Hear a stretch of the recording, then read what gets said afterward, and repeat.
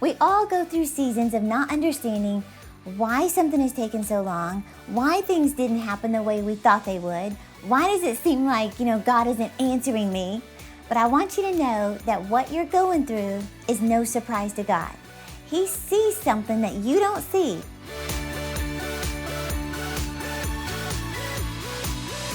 Hey, I'm Terry Savelle Foy, your cheerleader of dreams. I'm going to share with you today how to stay focused and motivated when you're about to give up. Because we all go through seasons of not understanding why something has taken so long, why things didn't happen the way we thought they would, why does it seem like, God isn't answering me? But I want you to know that what you're going through is no surprise to God. He sees something that you don't see, and He knows something you don't know. It's going to work out for your benefit if you don't give up. I've seen it time and again. I want you to keep the right perspective, and this is it. You ready for this? The size of your challenge is an indication of the size of your calling. Now let me repeat that. The size of your challenge is an indication of the size of your calling.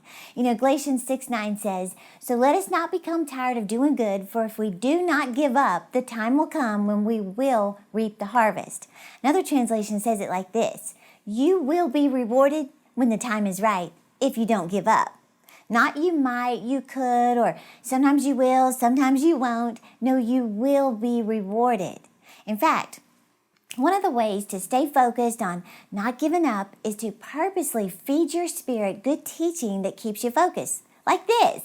In fact, I want you to follow me right now so these videos just come right up in your feed and keep you encouraged.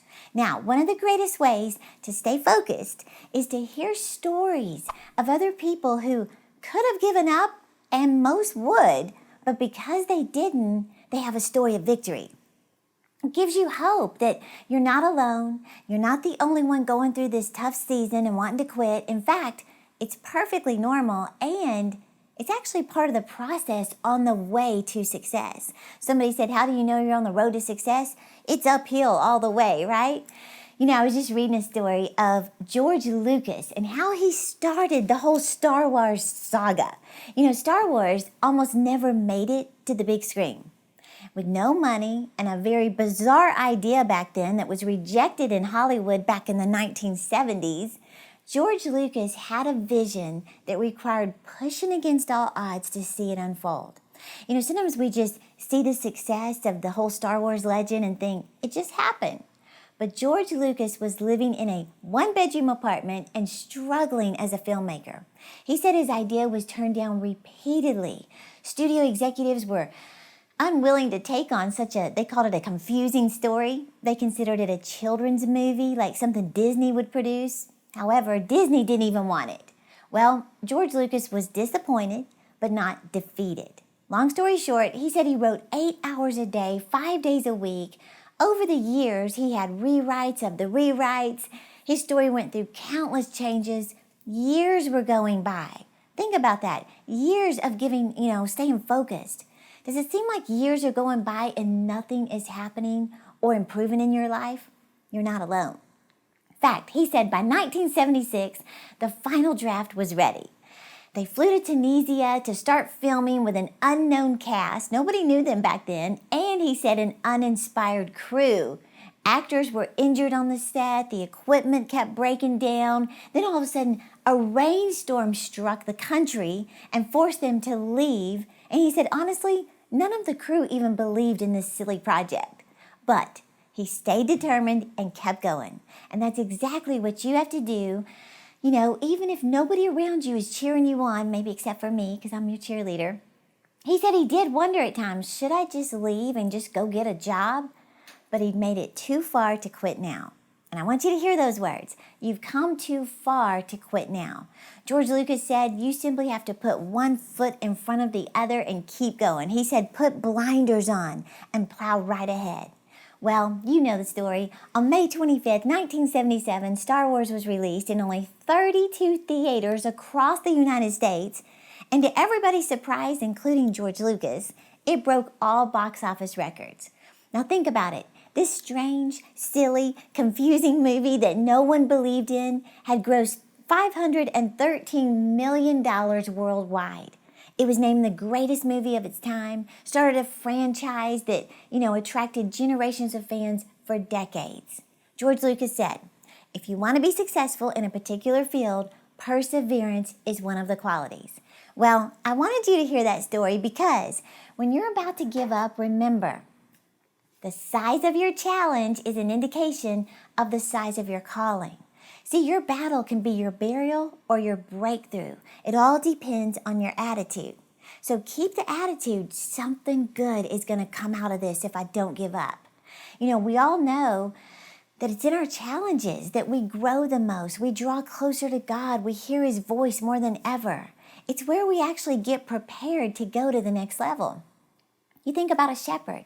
When he leads his sheep, it doesn't go from mountaintop to mountaintop to mountaintop. They actually go through the valley to get to the next mountaintop. Or, you think about David when he was up against Goliath, who I just happen to have here. He stands kind of funny. But without Goliath, David would have never made it to the throne. So Goliath wasn't sent to defeat David, but instead to promote him. So don't look at your challenges as being sent to defeat you. It's leading you to your greatest promotion ever. In fact, I heard Joel Osteen tell the story about when Lakewood got the Compaq Center. When it came up for sale, he was told that all these high-power executives were sitting around making fun of them, laughing, and one even said, it will be a cold day in hell before Lakewood gets the Compaq Center. Joel said he would start to get discouraged, and then he would picture that conversation, and he'd get his passion back. His fire would return to fight for his dream. He said sometimes enemies, critics, even haters will cause you to get stirred up again. In other words, use it as fuel to fight harder. Joel said if they hadn't made fun, he probably would have given up sooner. If they hadn't been against him, he wouldn't have prayed so hard. So your challenges can push you harder than ease ever would. This is what you have to remember. People aren't your enemy, the devil is. He has one plan designed for your life: kill, steal, and destroy. And when you keep the right perspective that he is the one trying to stop you, use it as fuel to fight harder. So what you're going through is leading you to the greatest breakthrough you've ever had if you keep the right perspective. Again, the size of your challenge is an indication of the size of your calling. And our YouTube subscriber of the week is, hope I say it right, Charlie. That's cute. Charlie Kasande.